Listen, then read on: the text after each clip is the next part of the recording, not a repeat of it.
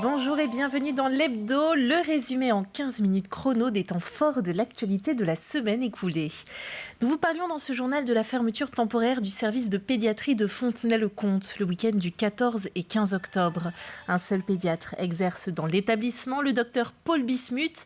Cette dernière a souhaité réagir à cette fermeture. Ce week-end-là, en son absence, 16 enfants se sont présentés aux urgences et ont été pris en charge, mais le drame a été évité de peu. Durant le week-end pendant lequel je me suis absentée, le service de pédiatrie a été totalement fermé. La maternité a été livrée aux besoins des sages-femmes qui sont très bien, c'est pas le problème, sauf qu'il n'y avait pas de pédiatre pour diagnostiquer une occlusion chez un petit bébé qui avait 48 heures de vie. L'occlusion, je l'ai diagnostiquée simplement le lundi en revenant travailler après le week-end de repos. Cet enfant a fini aux soins intensifs à Nantes. Actuellement, il va bien, il est en cours de prise en soins chirurgicales, mais ça aurait pu être dramatique. En santé toujours, 1 700 000 €, c'est la somme d'urgence débloquée par l'ARS pour l'EPSM Georges Mazurel de La Roche-sur-Yon. La psychiatrie connaît des difficultés sans précédent entre le mal-être des soignants et des besoins en constante augmentation pour les patients. L'établissement public de santé mentale va notamment utiliser cet argent pour renforcer les effectifs. En psychiatrie, le sujet de contenance est primordial et fondamental. Et ce qui contient, c'est pas les murs, c'est pas une porte, mais c'est avant tout l'humain. Nous allons pouvoir recruter 23 infirmiers pour l'ensemble des services d'intra-adultes.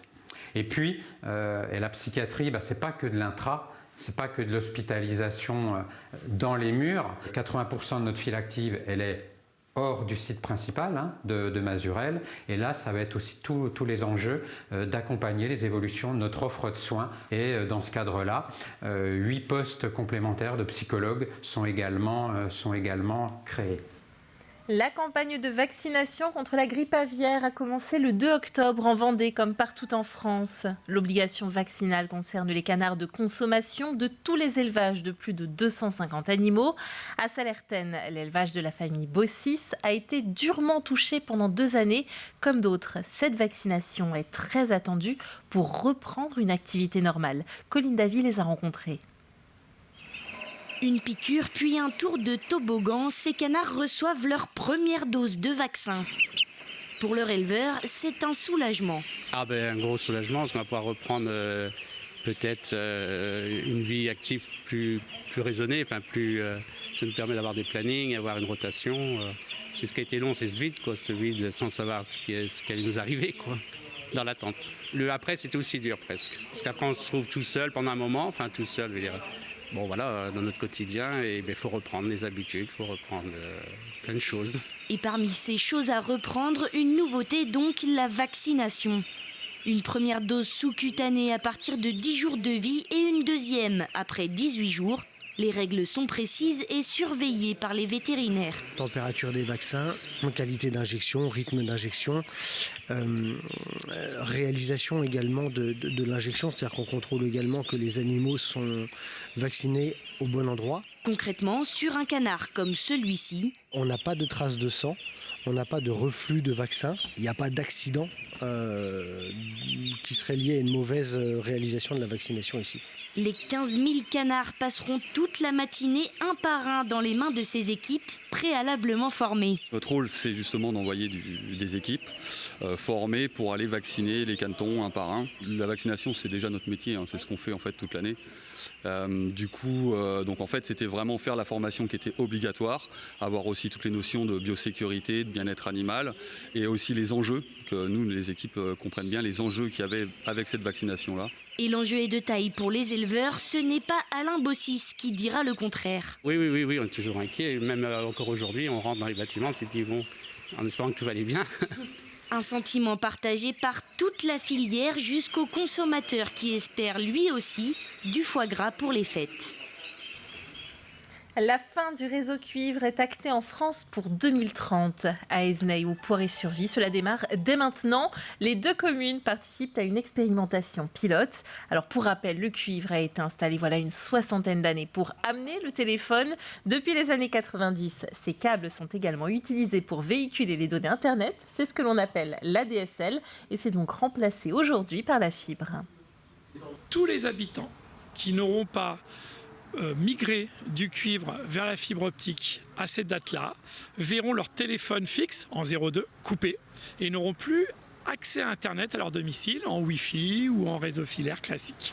Donc il est très important de comprendre ce projet dans la mesure où il peut être très impactant pour les habitants, pour les collectivités, pour les entreprises. Il faut absolument aujourd'hui que ces différents clients puissent passer à la fibre pour conserver leur service Internet à domicile.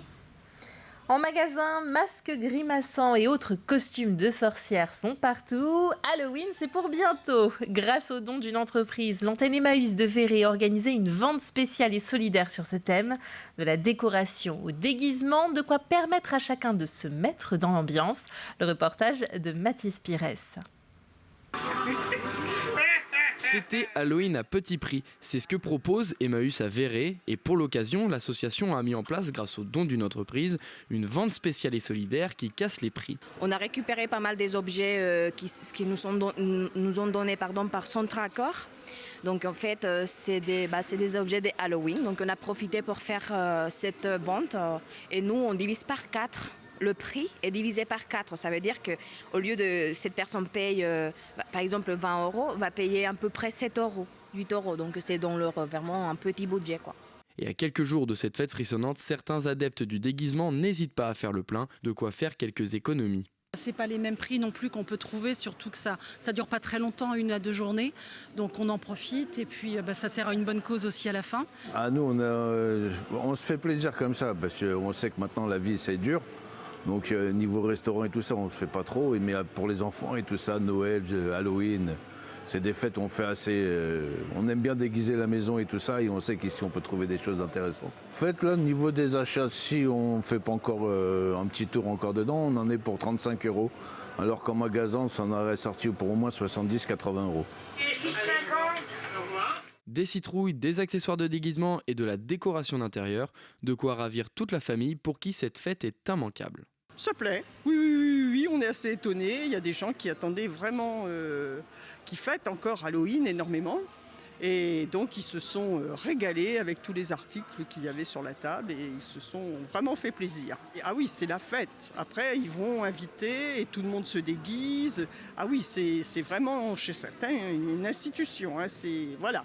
Moi j'aime bien, ça met un petit peu d'ambiance avant Noël, ça permet de passer, faire l'entre-deux entre bel été et Noël, il y a un peu cet entre-deux.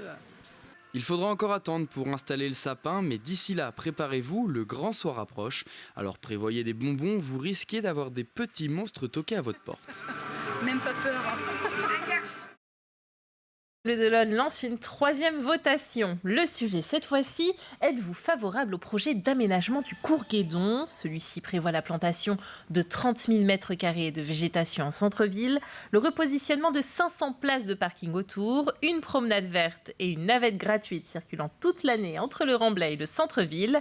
Les Sablés en résidence principale ou secondaire sont appelés à voter du mercredi 8 au samedi 18 novembre. Mathieu Burgodeau, cycliste professionnel du Team Total Energy, est venu à la rencontre des Noirmoutrins et tout particulièrement les jeunes du club du triathlon de Noirmoutier ainsi que ceux du centre social Grain de Sel.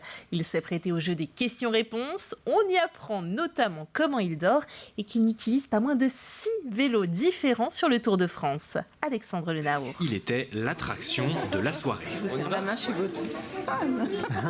Après une saison canon et 2 podiums sur le Tour de France, Mathieu Burgodeau s'est plié au jeu des questions-réponses avec quelques chanceux Noirmoutrins. Vous avez combien d'entraînements par semaine ?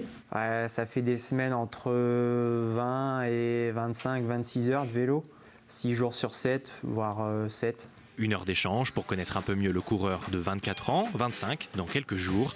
Apprendre que par exemple le Noirmoutrin a parcouru plus de 30 000 km l'an dernier ou qu'avant de passer chez les pros, Mathieu Burgodeau a aussi validé un DUT en gestion des entreprises et des administrations. Quand j'ai regardé à la télé, je trouvais que c'était très physique et du coup, je croyais qu'il est plus fatigué que ça. Par exemple, j'ai appris par rapport à ses différentes impressions déjà qu'il avait déjà eues par rapport à ses différentes courses. Je lui ai posé s'il avait une nuit particulière. Par exemple, tu as des joueurs de foot qui dorment avec un scotch sur la bouche pour favoriser la respiration par le nez.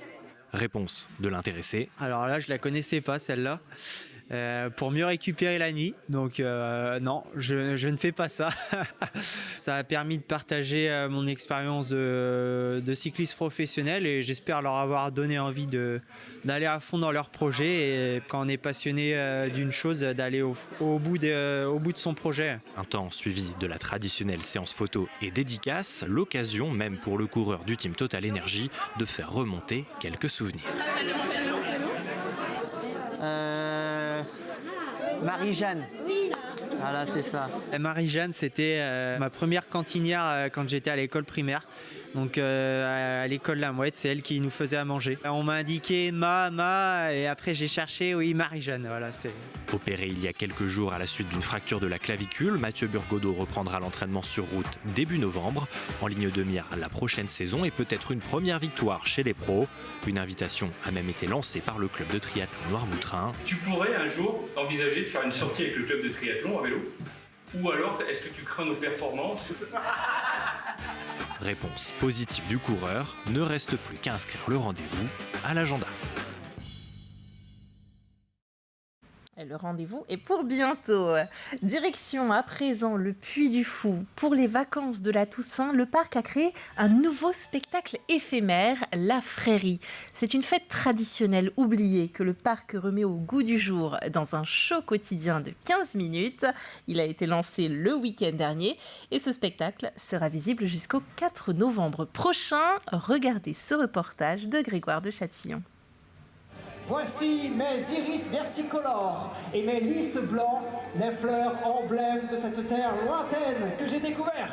Jacques Cartier, Nicolas Copernic, Pierre de Ronsard. J'ai composé ce lit de rose. Ici, Léonard de Vinci. Je n'ai fait que lui souffler quelques-unes de mes découvertes. Autant d'illustres personnages de la Renaissance, invités par François Ier dans la cour du château du Puy du Fou. Votre machine volante n'est pas encore au point. 300 artistes professionnels représentant les grandes régions de France ont un peu plus tôt défilé dans les allées du parc.